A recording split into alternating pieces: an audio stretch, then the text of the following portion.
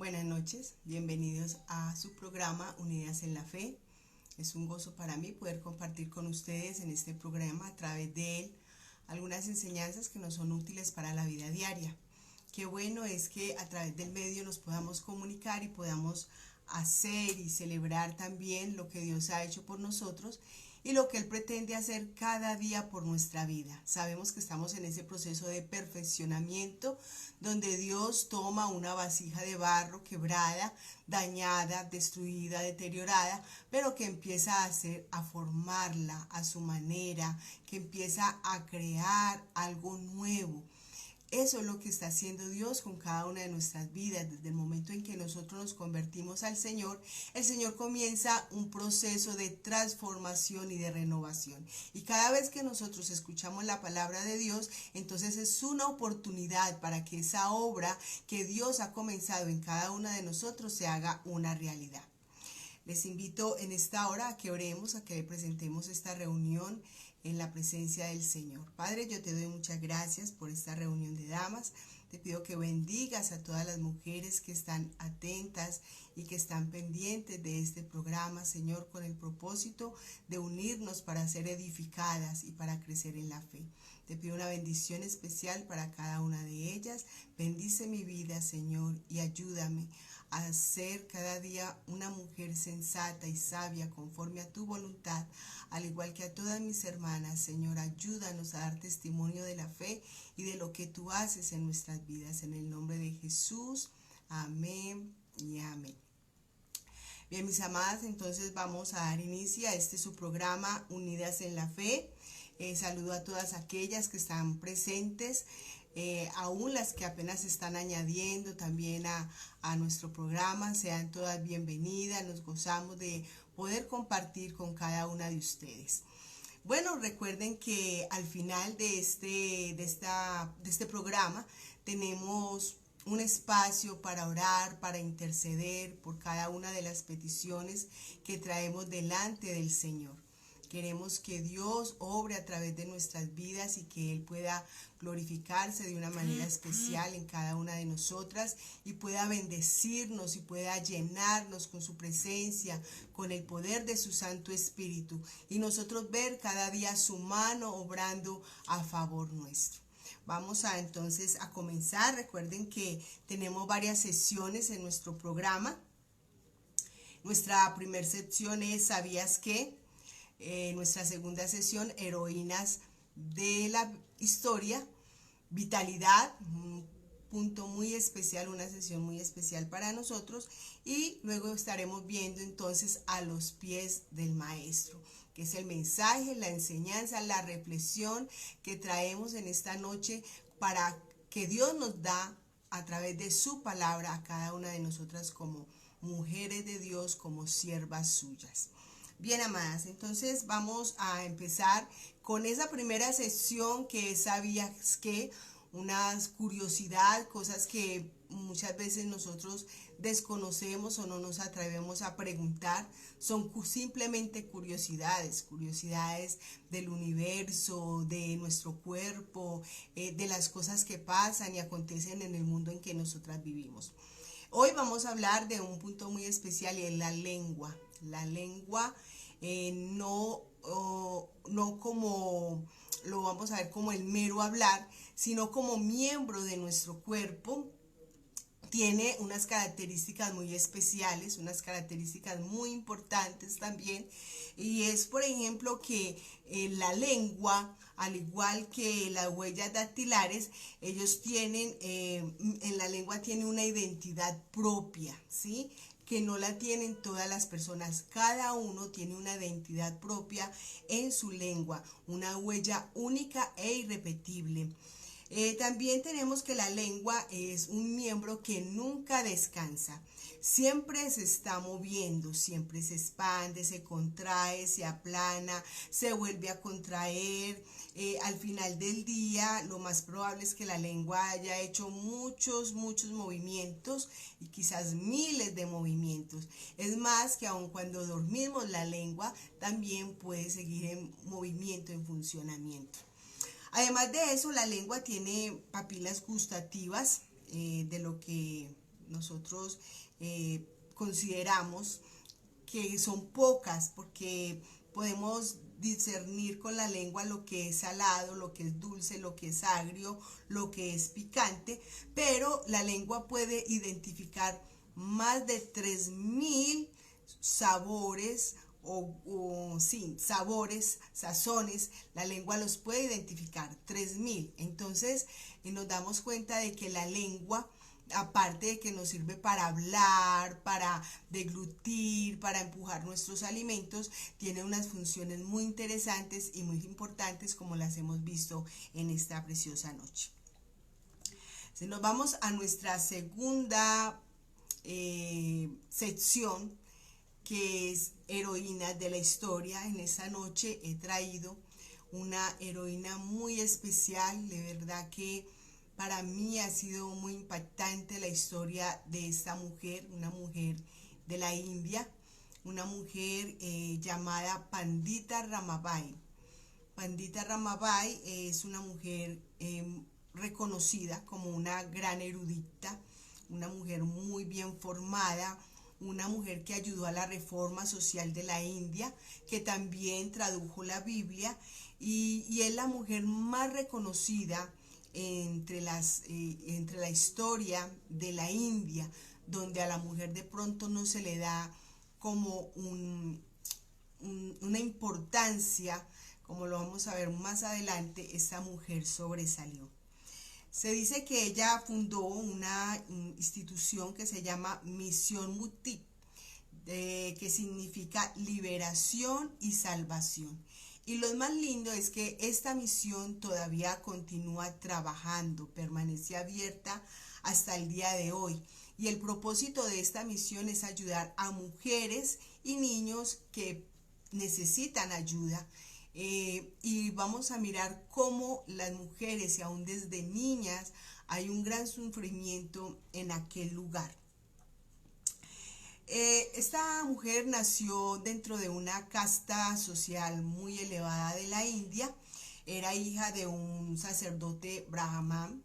Este hombre enviuda a los 44 años y se casa con una niña de 9 años, algo que es muy natural en estas regiones.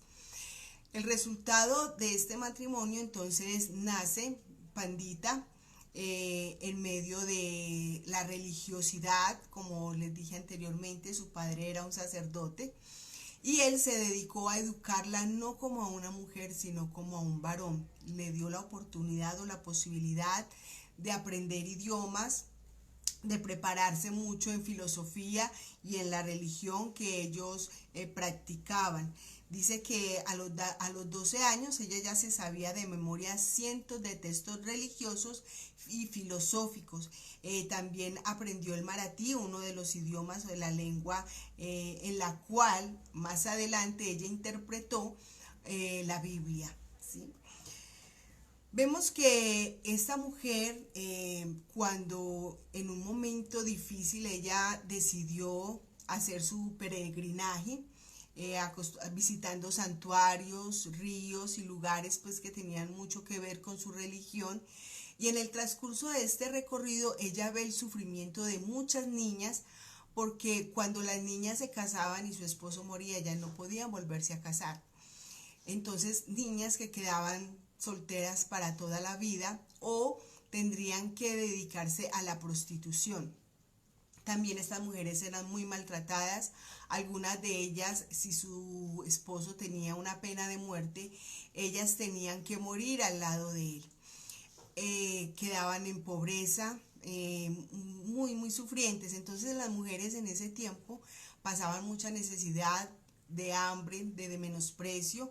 Aún en sus escritos, en su religión, se decía que la mujer era peor que un demonio y era tratada prácticamente como un animal. Decían que el único Dios que tenía la mujer era su esposo y que su esposo podía hacer con ella como bien le pareciera. Entonces vemos el punto del sufrimiento de estas mujeres, que era bastante grande. En este viaje entonces ella, al ver cómo sufrían las mujeres, ella empezó también como a decaerse, esas creencias que ellos tenían. Su padre anduvo toda la vida buscando la paz y buscando cómo satisfacer el alma, cosa que no halló. Él entonces muere en busca de todo esto, fallece, y Pandita entonces en el año 1878 se dirige a Calcuta y se va a vivir allí junto con su hermano. Fue allí donde ella conoció el Evangelio o al Señor Jesucristo. Allí ella llegó y en su religión ella fue muy sabia, pues tenía mucho conocimiento, algo que no se le atribuía a las mujeres, pero allí los religiosos de aquel lugar, los estudiosos, los eruditos, pandits, se llamaban ese grupo de personas, le concedieron a ella el título de pandita, o sea, docta, o sea que era una mujer muy preparada, una erudita muy intelectual en todo el conocimiento que ella tenía. Entonces allí ella conoce de Cristo a través de un grupo bautista y empieza a conocer del Evangelio, a ver que el Dios que ella le estaban dando a conocer ahora era diferente, un Dios que amaba a la humanidad, un Dios que trataba de igual manera al hombre y a la mujer, que para el Dios que a ella le presentaron no había ninguna diferencia, no había ningún menosprecio, no había ninguna forma de rebajar a la mujer. Dios considera a través de la Escritura a la mujer en igual posición en cuanto a la salvación y en cuanto a cómo Dios valora la vida del hombre y de la mujer de la misma manera. Cómo Dios se preocupa por ambos, cómo Dios también da pautas de respeto, de amor, de cuidado para con la mujer, de los hombres para con la mujer. Mientras que la religión que ella practicaba normalmente no era de esta manera. Ella entonces se muere su hermano, había una hambruna bastante grande, su hermano muere, pero ella se casa con un amigo de su hermano, este hombre era un abogado, tuvieron una hija y cuando la niña nace a los 2 años su esposo muere de cólera. Ella escribió unas palabras diciendo: esta pérdida tan grande me acercó más a Dios. Perdón. Entonces ella muestra que esa pérdida le ayudó a desarrollarse más en su fe con el Señor. Su experiencia cristiana fue entonces enriquecida de gran manera por los hermanos bautistas que le enseñaron sobre la Biblia. Y ella dijo que había perdido toda su fe en la antigua religión de ella, pero que su corazón estaba hambriento de algo mejor. Y ese algo mejor era lo que le habían dado a conocer estos hermanos bautistas a través de la iglesia anglicana. También le ayudaron y le dieron estudios, le prepararon mucho, dándole a conocer el Nuevo Testamento. Ella luego fue a Inglaterra y allí se encontró con que ayudaban a las madres solteras, y a ella la ayudaron, la apoyaron bastante junto con su hija. Vio el amor, vio la compasión, la misericordia y todas estas cosas, y entonces ella empezó a dar conferencias sobre la condición de la mujer en la India. Ella comenzó a hablar de cómo esas mujeres sufrían en aquel lugar. Llegó a los Estados Unidos y escribió un libro dedicado al sufrimiento que las mujeres padecían allí en la India. Esta mujer en 1888 fue a San Francisco, donde allí, dice ella, le entregó todo a su amado padre y comenzó a un hogar para mujeres viudas, que ella la llamó, denominándola morada de sabiduría. Así le llamaba ella a esta fundación. Y así fue como comenzó entonces la fundación que se mantiene hasta el día de hoy, que se llama Misión Muti. Ella en esta fundación comenzó a plantar árboles frutales, hortalizas, cereales, cavó pozos, y porque muchas veces se encontraba que no tenían los recursos para cubrirle la alimentación a todas estas personas hambrientas y necesitadas.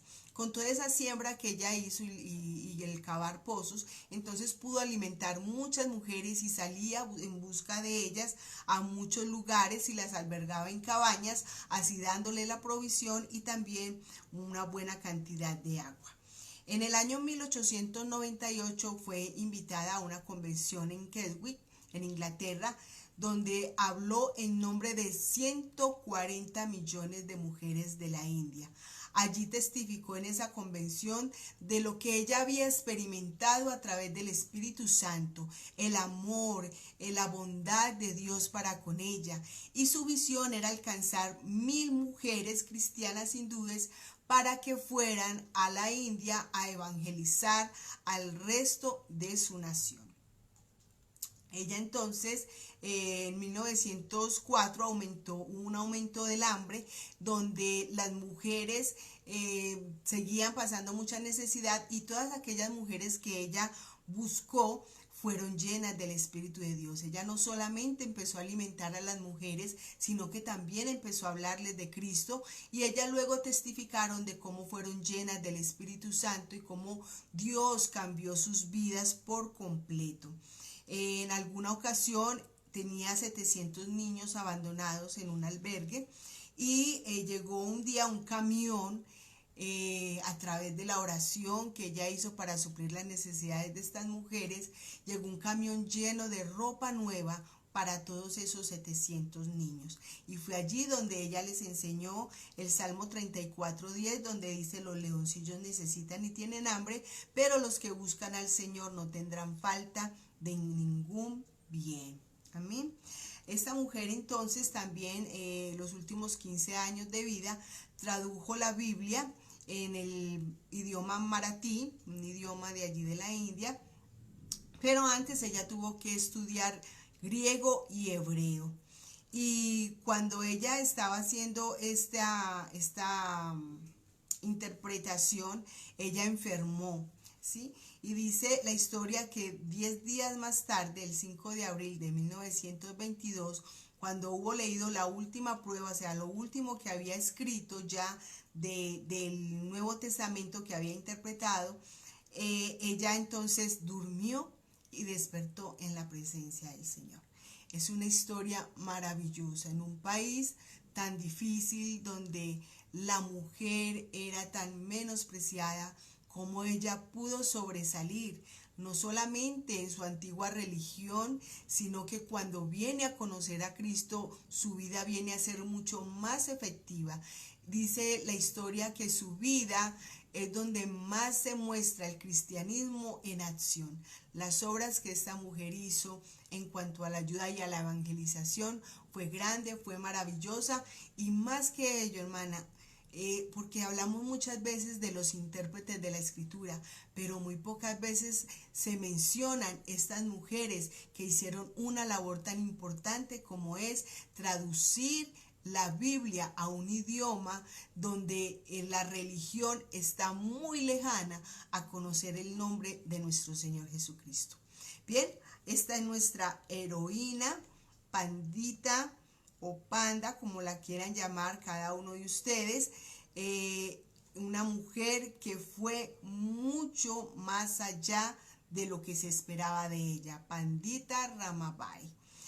Bien, ahora pasemos, yo tenía un tema pendiente para ustedes. La semana pasada habíamos visto cómo podríamos detectar la depresión en las personas. ¿Cómo podríamos darnos cuenta si alguien que estaba cerca de nosotros estaba depresivo, o en muchas ocasiones también cómo nosotros podemos sentirnos depresivas y notarlo, ¿sí? Y también buscar ayuda en ese momento. Hoy vamos a ver entonces cómo ayudar a una persona cercana que esté deprimida. Muchas veces nosotros pensamos que esas cosas están lejos de nosotros, que conocemos a nuestro esposo, a nuestros hijos, quizás a nuestra madre, a nuestros familiares, y pensamos que ellos siempre son alegres y que no tienen tantas preocupaciones, o no tienen quizás una deficiencia mental hasta llegar a la depresión. Pero la depresión es una situación o una condición que puede visitar a cualquier tipo de persona. Esto no mira edad, encontramos que los niños también entran en estados depresivos. Hoy hemos visto cómo niños de entre los 7 y 12 años se están suicidando, todo porque han entrado en un estado de depresión bajo la influencia de muchas cosas, puede ser de la condición familiar o también a través de la internet, a través de juegos, de muchas cosas que se pueden ver en nuestro entorno. Estas depresiones entonces también han ocasionado la muerte en niños, en adolescentes, en adultos, aún en ancianos. Y siempre que muere una persona en esta condición, la pregunta es, ¿pero por qué? ¿Por qué? Porque consideramos que cualquier problema hubiera tenido solución. Pero a la persona depresiva se le cierran todas las puertas y no encuentra solución a ninguno de sus problemas. Es más, no encuentra solución a su tristeza, no le encuentra sentido a la vida. Por eso decimos entonces que esta no respeta edad, no respeta sexo. En el caso de nosotras las mujeres hay un problema o hay una constante en las mujeres que entre los 35 y los 65 años hay muchos estados de depresión. Esto se lo atribuimos muchas veces a las condiciones hormonales que tenemos cada una de nosotras, y también se dice que el 71% de la depresión la sufren mujeres, ¿sí? Cosa a la cual nosotros tenemos que estar atentas y cuidarnos mucho en esta condición. Una de las cosas es que veíamos la semana pasada, y es que la persona no le encuentra sentido a nada. Y por más que busquen cómo satisfacer o cómo lograr que se esté alegre, no se logra de un momento a otro. Esto es un proceso. La depresión es algo que hay que tratar progresivamente y que si es necesario buscar la ayuda profesional. Decía la semana pasada que muchas veces las personas juzgan a una persona depresiva diciendo que está en pecado. No necesariamente. El pecado no necesariamente se manifiesta, entonces podríamos decir de Elías, que estuvo depresivo, o podríamos decir de Ana, que hablamos en la semana pasada, también una mujer depresiva. Es una tristeza profunda. El mismo Señor Jesucristo tuvo una tristeza profunda, un gran temor, un gran dolor, una gran ansiedad, y Dios envió a sus ángeles para que le ministrara. Así de que ninguno está excepto de una depresión, ninguna de nosotros. Ahora, cuando se trata de una persona cercana, muchas veces no sabemos cómo actuar o qué hacer. Nos sentimos en algunos momentos impotentes cuando alguien que está cerca nuestro está depresivo. No hallamos solución, queremos cambiar las cosas en un instante, queremos que tan solo hablarle y hablarle a esta persona, pero la solución no está en ello. Vemos que vamos a mirar unos puntos, tenemos 10 puntos que tenemos que tener en cuenta, y si usted puede tomar nota, tómelo, tenga por ahí presente en algún momento, porque puede llegar a tener una depresión una amiga suya, un amigo, el esposo, los hijos, aún tú misma, aunque uno mismo pues le da dificultad buscar la ayuda, pero sí podemos intentar identificar cómo salir de la situación. Una de las cosas es evitar las críticas. Si la persona pasa demasiado tiempo o en la cama o en el sofá, porque veíamos que esta persona no tiene deseos de hacer absolutamente nada. Ninguna de las labores que ejerce cotidianamente las quiere hacer.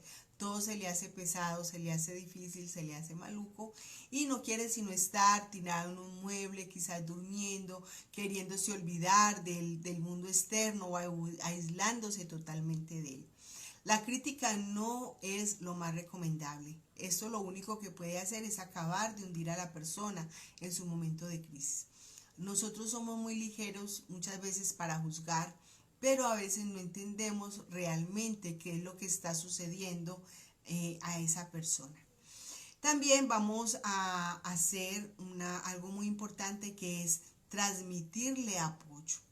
Transmitir apoyo no consiste en hablar y en hablar, solamente a veces con solo escuchar es suficiente para ellos, que tú te sientes y estés atento a las cosas que quiera hablar, que quiera decir. Tampoco lo podemos forzar a que hable, hay que dejar que la persona se exprese libremente. Solamente con acompañarla. Bueno, si ella no quiere hablar, pero tú estás ahí al lado, estás presente, estás al tanto de lo que necesita, a una que otra palabrita, no mucho, intentando pues que ella hable sin que se sienta forzada, es una buena forma de apoyarla, hacerle un acompañamiento en ese momento difícil. Cuando estudiábamos sobre los primeros auxilios psicológicos, veíamos que una de las cosas, cuando una persona entra en shock, tenemos que intentar calmarla y preguntarle si quiere hablar de eso. Otras personas no quieren hablar, quieren estar calladas y en silencio mientras están en su crisis. No las force, pero el solo hecho de que usted y yo nos sentemos al lado de esa persona, solamente que estemos ahí al lado, que en el momento en que ella quiera hablar haya quien la escuche, es suficiente apoyo para ella. También podemos ayudarle con sus tareas, ¿cierto? Por ejemplo, si tiene muchos quehaceres, muchas veces el estrés es provocado por las muchas cosas que hay que hacer, no solo en la casa, sino también con el trabajo, los niños, son tantas cosas. Entonces podemos ayudarle como para que se apacigüe un poco su inquietud o su ansiedad. Hablar y contrastar, si es una buena ayuda, es rebajar la negatividad de la persona, ¿cierto? Cuando la persona es negativa y vemos que el depresivo es una persona muy negativa, entonces, ¿qué es lo que debemos de hablar nosotros? Cosas positivas, ¿cierto? Debemos de hablar cosas positivas con ella, diciéndole que ella va a salir de la crisis, si busca la ayuda, si nosotros le podemos ayudar, ella va a salir de ahí. Uno de las cosas es la oración también. Nosotros como cristianos podemos apoyar en oración si la persona quiere orar. Porque en muchos casos la persona que está depresiva no quiere ni siquiera hablar de Dios, porque tiende a culpar a Dios de la situación que está pasando o quiere ignorar totalmente de pronto las responsabilidades que tiene con Dios. Entonces también esa oración, que es un punto de apoyo, de optimismo, que da esperanza, debe de ser también si la persona lo permite. Ahora, debemos de ser muy pacientes. Como les decía desde un principio, esto no va a cambiar de la noche a la mañana. No es de que tú te sientes a hablar con la persona depresiva y ella ya se va a parar de ahí súper animada. No, es muy posible que la persona no quiera ni siquiera cambiar de actitud, o tome una actitud agresiva, o decir no me molestes, no me importa estar así, yo quiero estar así, no te metas en mi vida, todas estas cosas. Entonces requiere que nosotros seamos pacientes, mientras ellos pueden convertirse en personas agresivas, ofensivas o violentas en su momento de crisis, y nosotros tenemos que tener mucha paciencia con ellos. También preguntarles qué necesitan, ¿sí? Es bueno preguntarles, bueno, ¿cómo te puedo ayudar? ¿Qué puedo hacer por ti? Es otra forma de nosotros apoyar a una persona depresiva. Y por último, debemos de alimentar su autoestima, recordarle que mucha gente la quiere, que está rodeada de muchas personas que la aman, que que es bueno en su trabajo, en lo que hace, que es buena cocinera, supongamos si es una mujer, que es un buen padre, es en el caso de un hombre. O sea, hacerle ver esas cosas lindas que tiene para que esta persona se sienta motivada. En muchas ocasiones las personas que están depresivas dejan de hacer lo que tienen que hacer, o sea, sus cosas cotidianas, por ejemplo, trabajar, ¿sí? O alguna persona, alguna mujer está acostumbrada a hacer manualidades o a preparar, o le gusta preparar pasteles, pues animarla a hacer las cosas que le gustan, y cuando ella pronuncia y diga quiero hacer tal cosa, pues animarla para que la haga. Es una forma de ayudar. Claro que nosotros no somos psicólogos, nosotros no somos las personas idóneas para tratar a este tipo de personas, pero es solamente un simple apoyo en un momento de depresión, más ellos en algunas ocasiones necesitarán entonces un apoyo profesional, personas que en realidad estén en la capacidad de trabajar, de hacer terapia y de hacer el trabajo con este tipo de personas. Bien, hasta aquí mis amadas hermanas, entonces con este punto de vitalidad. Espero que sea de mucho beneficio para cada una de nosotras. Nosotras siempre debemos de estar velando en cómo ayudar a los demás, en cómo aportar en beneficio de las vidas de otras personas. Y este tema de vitalidad no solamente es para ayudarnos a nosotras mismas, sino también para ayudar a otras personas. Bien. Bueno, hoy tenemos un tema muy especial en esta semana. Estuve estudiando con un grupo de mujeres un tema muy especial, tiene que ver con Abigail. Y yo reflexionaba mucho en el tema que mis hermanas dieron, cómo nos aportaron, de que muchas veces nosotros siempre usamos las cosas buenas de las mujeres de la Biblia para aplicarlas a nosotras mismas. Pero muy pocas veces tomamos de las cosas malas también para evaluarnos y para mirarnos, ¿sí? En este caso tomamos el texto de Primera de Samuel, capítulo 25, donde se nos narra la historia de Abigail y de su esposo Nabal. Cuando hablamos de Abigail, pues nosotras decimos, nos imaginamos o viene a nuestra mente una mujer inteligente. Abigail de verdad se caracterizó por su sabiduría, se caracterizó por su inteligencia, se caracterizó por ser una mujer pacificadora, por ser una mujer sensata, una mujer que supo cuidar de la casa. Y cuando nosotros nos metemos en la historia o en la vida o en los zapatos de Abigail, pues para nosotros es confortante y alegre y satisfactorio, porque en muchos casos nosotros nos hacemos las víctimas, pero no nos ponemos en las otras posiciones. Yo quisiera leer con ustedes algunas partes de esta porción en Primera de Samuel, en el capítulo 25. Ojalá usted tenga su Biblia allí, tenga un lápiz y pueda también señalar los textos que quiero resaltar en esta preciosa noche. Dice: y en Mahón, versículo 2 del capítulo 25, había un hombre que tenía su hacienda en Carmel, el cual era muy rico y tenía 3,000 ovejas y 1,000 cabras. Y aconteció que estaba esquilando sus ovejas en el Carmel. Y aquel varón se llamaba Nabal, y su mujer Abigail. Era ella mujer de buen entendimiento y de hermosa apariencia, pero el hombre era duro y de malas obras, y era del linaje de Caleb. Y oyó David en el desierto que Nabal esquilaba sus ovejas. Entonces envió David 10 jóvenes y les dijo: subid al Carmel e id a Nabal, y saludadle en mi nombre, y decidle así: sea paz a ti y paz a tu familia, y paz a todo cuanto tienes. He sabido que tienes esquiladores. Ahora tus pastores han estado con nosotros. No les tratamos mal, ni les faltó nada en todo el tiempo que han estado en Carmel. Pregunta a tus criados y ellos te lo dirán. Hallen por tanto estos jóvenes gracias en tus ojos, porque hemos venido en buen día. Te ruego que dé lo que tuvieres a mano a tus siervos y a tu hijo David. Cuando llegaron los jóvenes enviados por David, dijeron a Nabal todas estas palabras en nombre de David y callaron. Y Nabal respondió a los jóvenes enviados por David y dijo: ¿Quién es David? ¿Y quién es el hijo de Isaí? Muchos siervos hay hoy que huyen de sus señores. ¿He de tomar yo ahora mi pan, mi agua y la carne que he preparado para mis esquiladores y darla a hombres que no sé de dónde son? Y los jóvenes que había enviado David se volvieron por su camino y vinieron y dijeron a David todas estas palabras.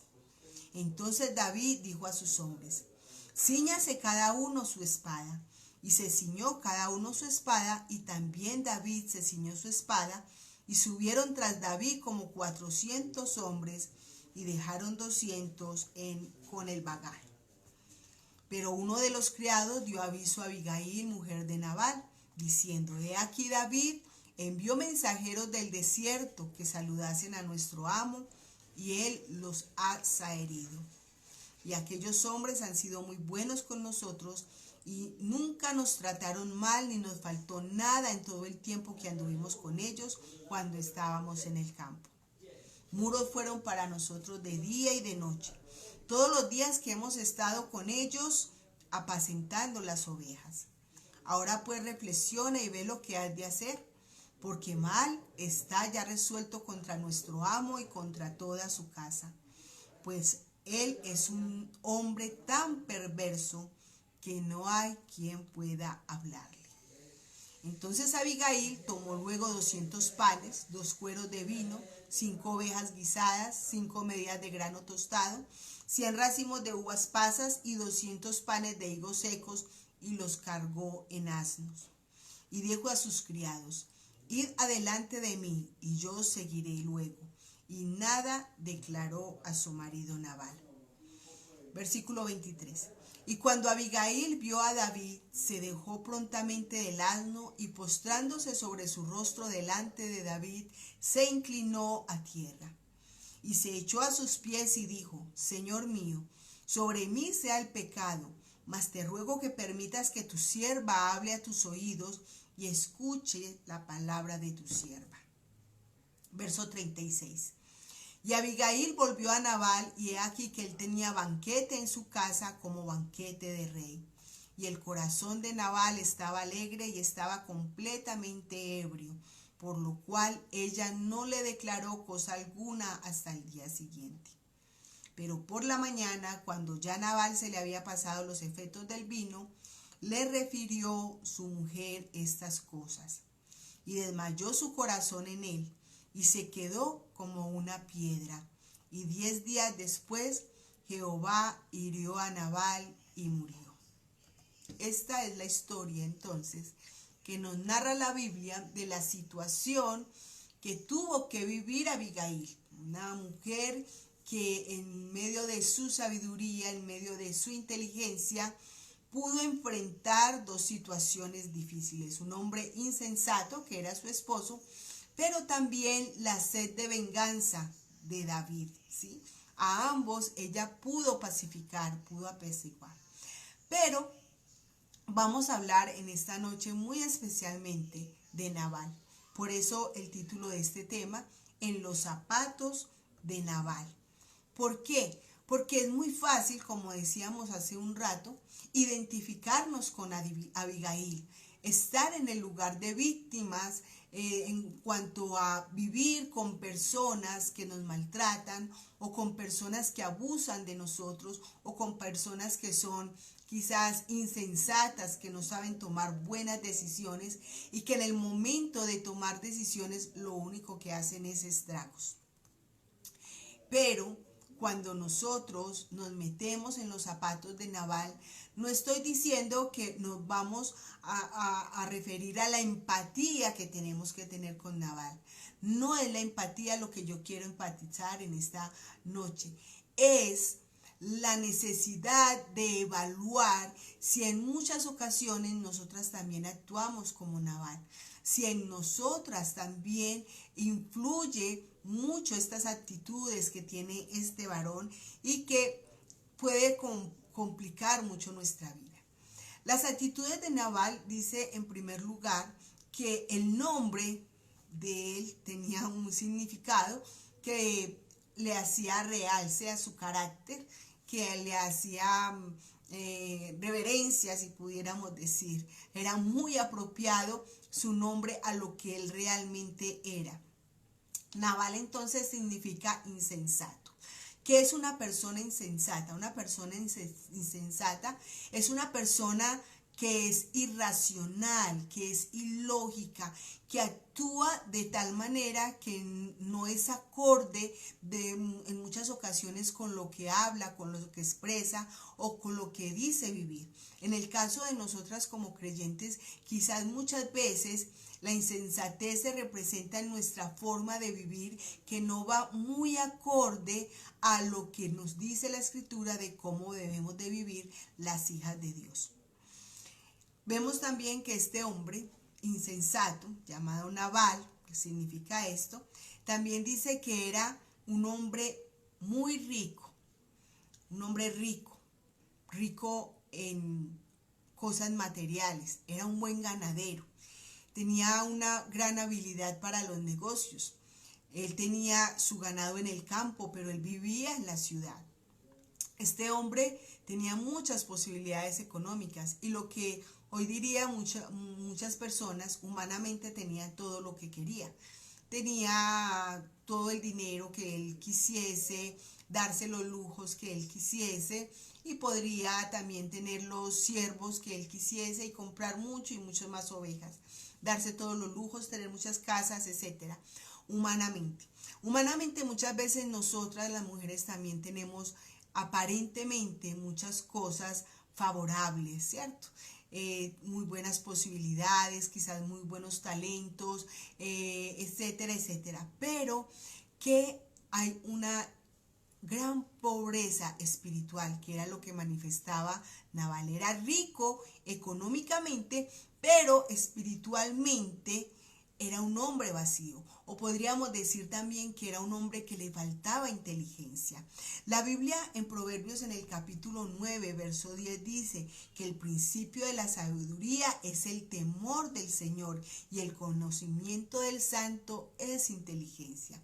O sea que cuando nosotros conocemos cada día más de nuestro Dios, nos hacemos más inteligentes, porque no es solamente oír la palabra, sino que es oírla y practicarla. Eso hace que usted y yo seamos inteligentes, mujeres muy inteligentes. Podemos quizás faltarnos muchas cosas, pueden faltarnos quizás en la economía, quizás en el intelecto, quizás en la forma de expresarnos, etcétera, etcétera. Pero el solo hecho de someternos, de conocer a Dios, de hacer su voluntad, nos hace mujeres muy inteligentes. Recuerdo en este momento la anécdota de una mujer que trabajaba en una casa donde había un hombre muy intelectual, muy preparado, muy estudiado, era un hombre muy reconocido en la ciudad, pero este hombre todos los días cuando salía para el trabajo, la empleada, la mujer del servicio que era creyente, se paraba allí y le decía, usted es un ignorante. Luego cuando él llegaba también del trabajo, ella le decía, jefe, usted es un ignorante. Bueno, y él muy cansado ya de que ella siempre le estuviera diciendo que él era un ignorante cuando salía de la casa y cuando entraba a la casa, un día le preguntó que por qué le decía que él era ignorante, que si no se daba cuenta que él era un hombre preparado, un hombre reconocido en la ciudad, que era un hombre que tenía muchas capacidades y muchos talentos. Ella le dijo, sí, precisamente, lo único que a usted lo hace ignorante es que no conoce a Dios. Y esa es la realidad. Dicen que este hombre se convirtió luego al evangelio porque vio que entre toda la sabiduría que tenía le faltaba lo más importante y lo que realmente le da al ser humano la inteligencia es el temor y el conocimiento de nuestro Dios. Vemos también que en el versículo 3 dice la palabra del Señor que este hombre, ahí en el Salmo, en 1 Samuel 25, dice que este hombre era duro, ¿sí? Era un hombre duro. Y cuando hablamos de un hombre duro, estamos hablando de una persona que se mantiene firme en su comportamiento, que podríamos decir que es una persona obstinada. Obstinada, ¿por qué? Porque cuando viene alguien a corregirle, él no hace caso, él no entiende razones, así la persona sea castigada, así la persona sea reprendida, se le llame la atención de muchas maneras, así la persona sufra consecuencias de las malas acciones que comete, no cambia, sino que permanece y sigue perseverando en que tiene la razón.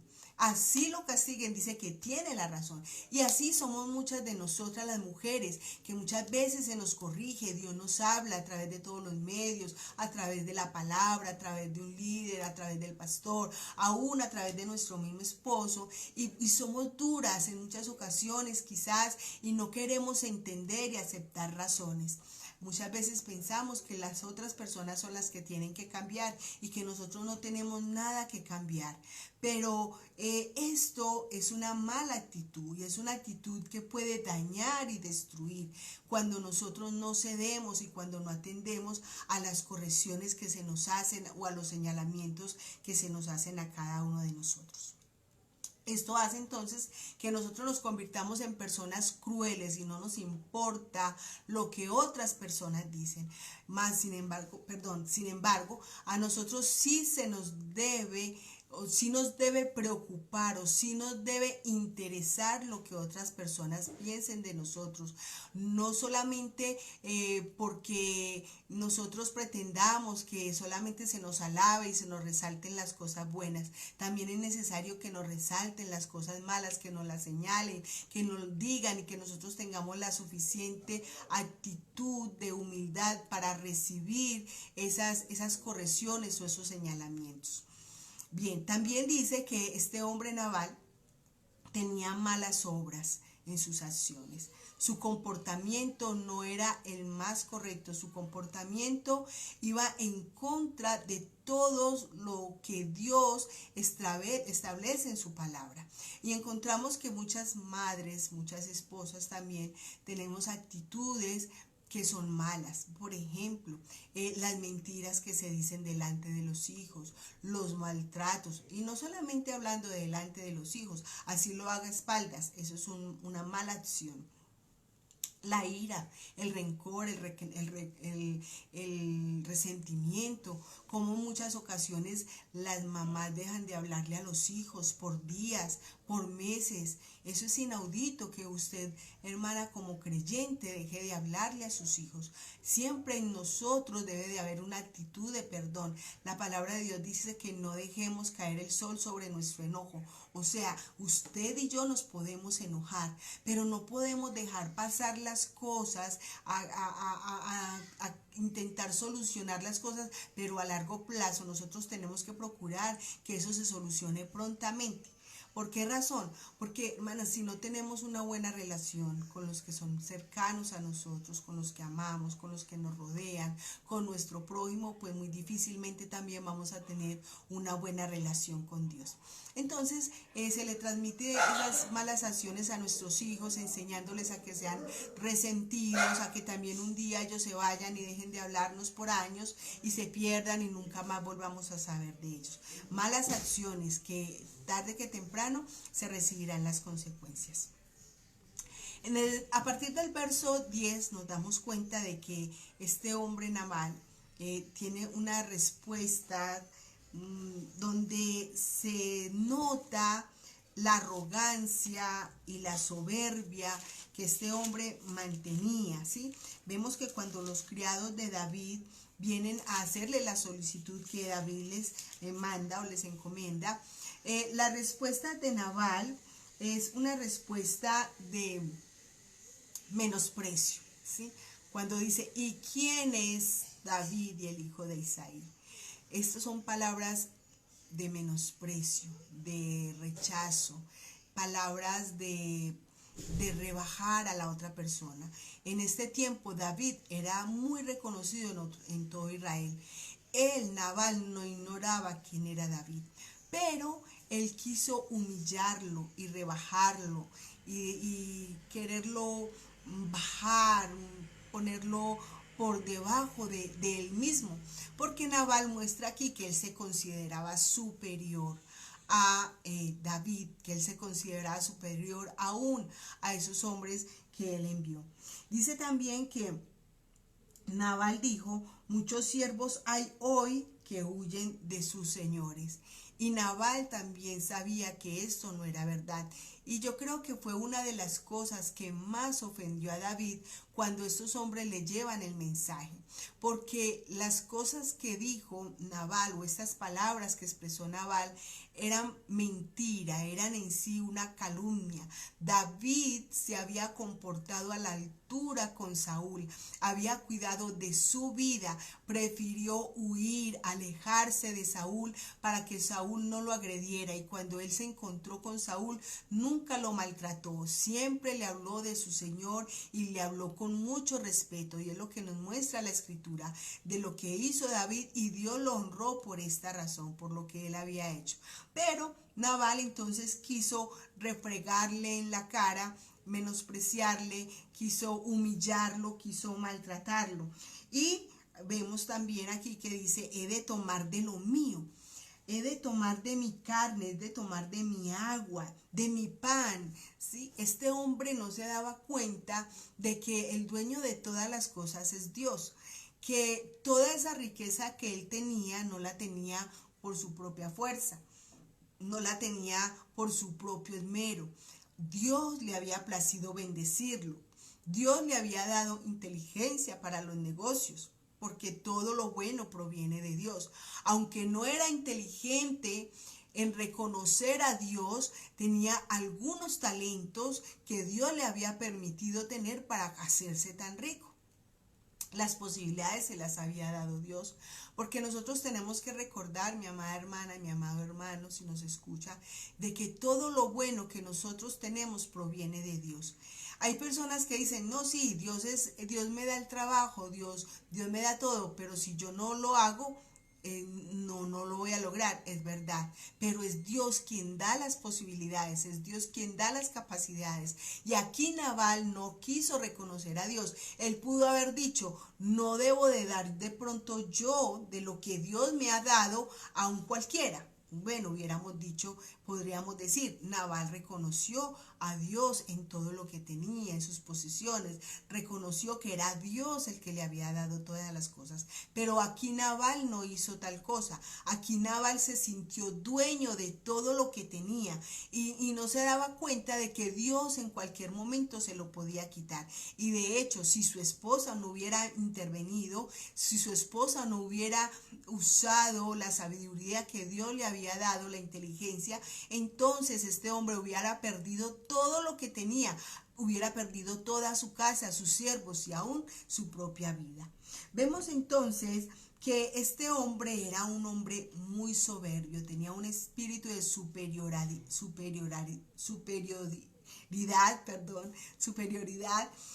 frente a los demás, los provocaba de una manera con sus palabras. Y muchas veces nosotras como mujeres tenemos la tendencia a ser provocativas. En muchas ocasiones llega de pronto el esposo a la casa preocupado, llega quizás cansado, quizás tuvo un problema en la empresa, y nosotros, en vez de averiguar qué es lo que pasa, qué es lo que tiene, empezamos a maltratar, empezamos a decir cosas ofensivas sin saber realmente qué es lo que está pasando. O también en muchas ocasiones en nuestros hijos. Cuando hablábamos de la depresión, nos encontramos que en la mayoría de los casos, cuando las personas están deprimidas, muchos de los niños, jóvenes, adolescentes, o en el caso de la esposa, del esposo, las mujeres empiezan a maltratar y a decir que son unos buenos para nada, que son unos inútiles, que son esto, que son aquello, y lo único que hacen es reforzar la crisis depresiva que tiene la persona. Entonces, es más sabio oír, dice la palabra de Dios, que aún el necio cuando calla es contado por sabio. Y en muchas ocasiones es mejor callar y esperar a ver qué es lo que sucede. Entonces, La soberbia y la arrogancia hacen también mucho daño en la vida de las personas, en la vida familiar. También se dice que Nabal era un hombre perverso, y cuando se habla de un hombre perverso es una persona que actúa con mucha maldad, que es una persona que es consciente de lo malo que hace, pero que se deleita y se goza en el sufrimiento que le está causando a las otras personas. Al ponernos entonces en esta noche en los zapatos de Nabal, tendríamos que evaluar cómo muchas veces actuamos nosotros en nuestros hogares o en nuestro trabajo o aún en la misma iglesia, cómo nos ven nuestros hermanos, cómo nos ven nuestros hijos, cómo nos ven nuestro esposo. Vemos que a Nabal, su esposa, cuando tomó la decisión, no fue capaz de decirle nada a su esposo porque seguramente eso iba a provocar un problema peor, y Nabal lo iba a evitar contundentemente, que se apaciguara la ira de David. Vemos también que el siervo dice, ¿quién puede hablarle? A él nadie le puede hablar.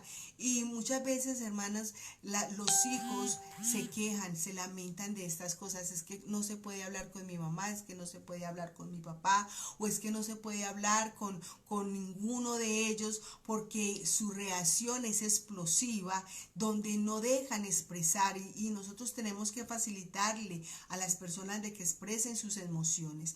Así que en esta noche entonces nosotras debemos de meditar en esto, que en la dureza, cómo nos comportamos nosotros. Somos duras frente a la palabra, frente al mensaje, frente a la exhortación de los que nos rodean, o frente a la reprensión que muchas veces recibimos, no solamente del esposo, sino que en muchas ocasiones los mismos hijos se atreven a decir, mamá, por favor, no hagas de tal manera. Y hay mamás que en vez de aceptarlo y pedir perdón, empiezan a burlarse de sus hijos por el llamado de atención que les hace. ¿Qué actitud asumimos frente a la reprensión, frente al llamado de atención? ¿Cuál es nuestra actitud? Ahora, ¿será que nosotros muchas veces nos manifestamos a través de las burlas? Nos burlamos de las personas, ridiculizamos a nuestros hijos, es otra manera de ridiculizar. No vamos a profundidad a preguntar qué le pasa a nuestro hijo. Vemos que en estos tiempos de crisis donde en el tiempo de cuarentena, muchas mamás les ha tocado trabajar con sus hijos, haciendo sus tareas, mirando las plataformas, los talleres que tienen que hacer. Han manejado mucho estrés, y esto ha provocado mucho maltrato infantil, una cosa que se ha elevado mucho por este tiempo, porque las mamás maltratan a los hijos, se burlan de ellos, los ridiculizan, les dicen buenos para nada, les gritan. Sus hijos tienen miedo de preguntar cómo hacer una tarea, porque a la mamá no se le puede hablar, no se le puede preguntar, porque inmediatamente grita, o en fin, tantas cosas que pueden estar pasando, mi amada hermana. ¿Cuál es nuestra actitud? Miremos y evaluemos un poquito a Nabal. Pongámonos los zapatos de él y miremos cuántas de estas actitudes están operando en nuestra vida. En Proverbios, en el capítulo 21, en el verso 9 dice, es mejor vivir en un rincón del terrado que con una mujer rencillosa en casa espaciosa. El verso 19 del mismo capítulo dice, es mejor morar en tierra desierta que con la mujer rencillosa e iracunda. Hermano, la ira es una cosa que nosotros tenemos que trabajar y tener mucho cuidado con ella. Y en el verso 11 del capítulo 31 de Proverbios dice, el corazón de su marido está en ella confiado. ¿Cuánto confía tu esposo en ti? ¿Cuánto confía nuestro esposo en nosotras?